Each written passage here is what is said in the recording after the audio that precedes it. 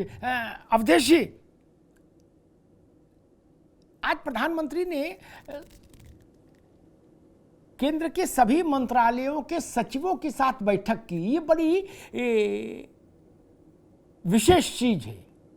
थोड़े में ज्यादा स्वाद, यही तो है इसकी खास बात। वाओ मम्मा, क्या स्वाद है। अरे मेरे राजा, दादी के हाथों का जादू और खुशबू से महकता घर, माँ की मुस्कुराहट और खाने की सुगंध। MDH गरम मसाला, क्योंकि हर रिश्ता है स्वाद से जुड़ा। CDS के साथ बैठक, आर्मी चीफ के साथ बैठक, डिफेंस चीफ के एयरफोर्स चीफ के साथ बैठक, राष्ट्रीय सुरक्षा सलाहकार के साथ बैठक, ये सब बैठकें सामान्य है जो परिस्थिति है। लेकिन देश के हर मंत्रालय के सचिव के साथ एक सामूहिक बैठक देश भर के सचिवों के साथ, ये किसी लंबी रणनीति का आरंभिक चरण लग रहा है, नहीं? बिल्कुल ठीक कह रहे हैं अमिताभ जी। जी, ये नया भारत है और नए भारत में बेहतर समन्वय कैसे हो। मान लिया कि किसी पावर ग्रिड पर कोई हमला होता है, मान लिया कि कहीं रिफाइनरी पर कोई अटैक होता है, तो सभी विभागों का कैसे बेहतर समन्वय हो, इसके लिए माननीय प्रधानमंत्री जी ने आज की बैठक की है। और माननीय प्रधानमंत्री जी 2 कदम आगे चलते हैं, इसीलिए उनकी जो नीति होती है उसकी सर्वत्र सराहना होती है कि किस प्रकार से कूटनीतिक दृष्टि से, सामरिक दृष्टि से देश कैसे पहले तैयार किया, सेना फिर कैसे तैयार हुई, नागरिक कैसे तैयार हुए, आल पार्टी के लोग कैसे तैयार हुए। इस मामले में नरेंद्र मोदी जी का कोई सानी नहीं है। और इसीलिए चाहे छोटे ग्रुप की बैठक हो, चाहे वो CDS के साथ बैठक हो, चाहे वो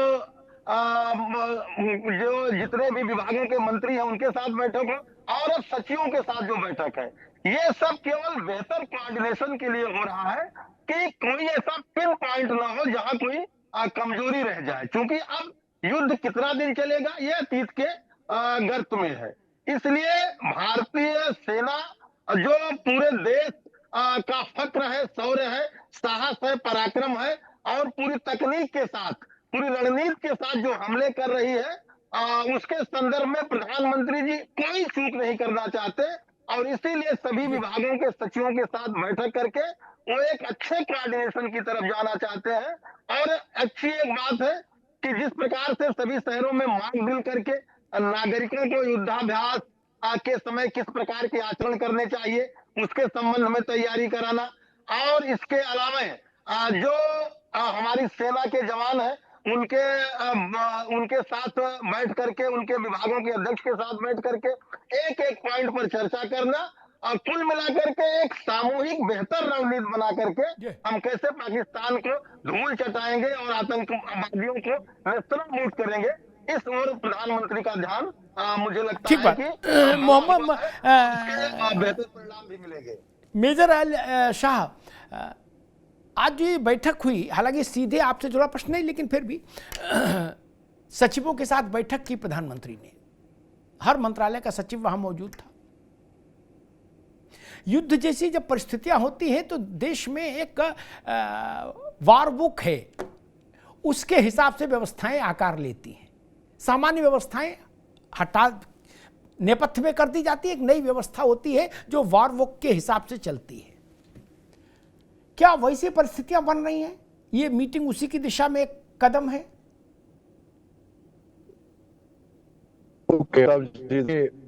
मैं फौज में रह चुका हूँ, बहुत खून आंखों के सामने होते दिखा है मुझे कि युद्ध जो होता है ये फिल्म में बड़ा अच्छा दिखता है, लेकिन कितना भयानक युद्ध होता है वो मुझे मालूम है। और इसमें विजेता कोई विजय नहीं होती, नुकसान दोनों का होता है, एक ज्यादा होता है एक का कम होता है। ये बात मैं बोलता हूँ, नुकसान जिसका भी हो, एक के अगर 100 मरेंगे दूसरे के भी 10 मरेंगे कम से कम, तो नुकसान 10 मरे ही होंगे, नुकसान उसका भी होगा। तो मैं युद्ध के कभी पक्ष में नहीं रहता हूँ।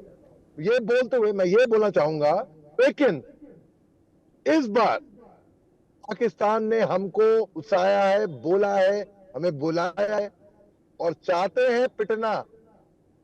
उन्होंने बुलाया है, आओ आके मारो, हम मार के बताओ। तो अब जो युद्ध की स्थिति बनी हुई है ना, अभी हमने क्या करा, हमने तो केवल उनके टेररिस्ट लॉन्च पैड्स को नष्ट किया, वो भी सटीक निशाने से 9 के 9। और हमने प्रेस कॉन्फ्रेंस भी बिठाई उसके बाद। और कर्नल ग्रुप के विंग कमांडर भूमिका सिंह और कर्नल सोफिया कुरैशी, विक्रम मिश्री साहब के साथ जो फॉरेन सेक्रेटरी साहब हैं, आप वो आए, दुनिया के आगे उन्होंने बताया कि हमारा मकसद पाकिस्तान पे अटैक करने का नहीं था, केवल surgical strike terrorist launch pads को नष्ट करने का था। अगर पाकिस्तान जवाबी कार्रवाई करता है तो उसको छोड़ेंगे नहीं। पाकिस्तान ने बयानबाजी की थी कि वो जवाबी कार्रवाई करेंगे।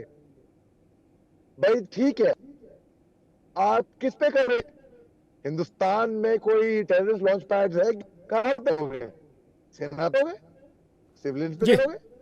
जैसे उन्होंने प्रयास किया, आओ उनकी आगे हम धूल चटाई। उन्होंने मासूम बच्चों को मारा है उनकी शेयरिंग में, पता है? मासूम बच्चों की फोटोग्राफ वायरल थी, दिल रोया वो देख के।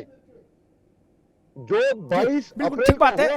अली शाह साहब, एक मैं आपको रोकूंगा, मैं डॉक्टर दीवान के पास चलूंगा। दीवान साहब, एक बात बताइए, क्या पाकिस्तान इस परिस्थिति को युद्ध की ओर ढकेल रहा है अपने कर्मों से, अपने उत्तेजक अभियानों से? क्या पाकिस्तान इस स्थिति को युद्ध की ओर ढकेल रहा है, फुल फ्लेजेड वॉर की ओर ढकेल रहा है?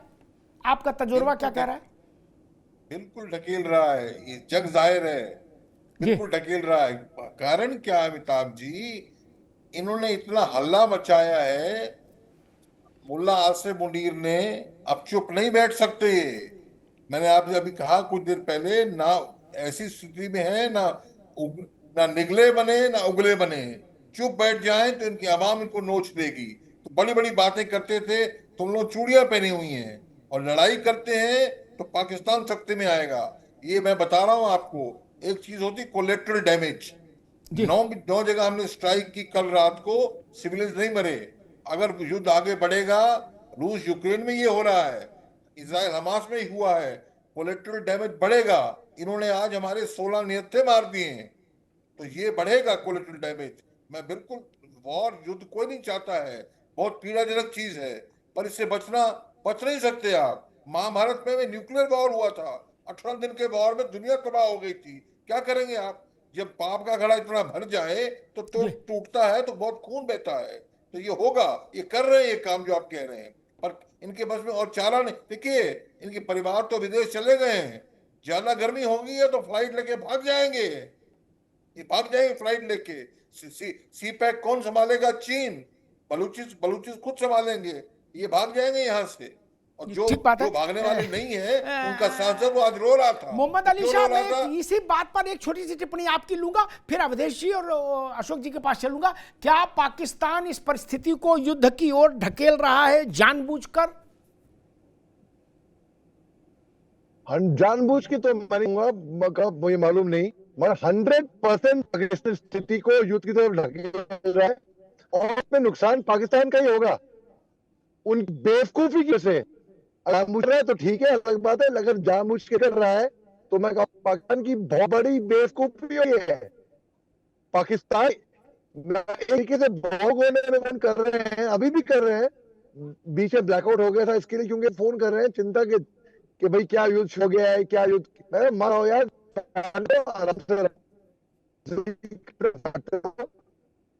जी ठीक बात है, ठीक बात है मोहम्मद अली शाह साहब, ठीक बात है। अशोक यादव जी, वही प्रश्न आपसे, क्या पाकिस्तान इस परिस्थिति को युद्ध के मुहाने पर लाके खड़ा करना चाहता है? देखिए अमिताभ जी, जो इतिहास रहा है पाकिस्तान का, चाहे आपने 65 का जिक्र किया या 71 का जिक्र किया, हाँ सॉरी 71 में भी और 65 में भी, दोनों में भी पाकिस्तान का यही रवैया रहा कि जानबूझकर युद्ध में अपने आप को ढकेला हो। अमूमन ये होता है कि जो व्यक्ति कमजोर होता है वो सोचता है कि लड़ाई ना करें, दो बात अगले की सुन के साइलेंट हो जाता है। लेकिन पाकिस्तान एक अजीब जीव है जो कमजोर होने के बावजूद भी बार बार भारत को उकसाता है कि आओ हमसे लड़ो। आप 71 में मुझे याद है जब नियाजी साहब ने, नियाजी हमारे जो जनरल मनेक्षा के सामने आत्मसमर्पण किया था, 92,208 सैनिकों के साथ आत्मसमर्पण किया था, और वो भी रोते रोते किया था, रोया था, बाकायदे फपक के रोया था, रोते हुए समर्पण किया था। उसके बाद भी पाकिस्तान को सबक नहीं सीखा। 1971 के दूसरे उसको सबक लेना चाहिए कि हमने 92,208 सैनिकों के साथ समर्पण किया, और उसके बाद फिर यहाँ पे अब अपनी जो है वही पुरानी हरकत शुरू कर दिया पाकिस्तान।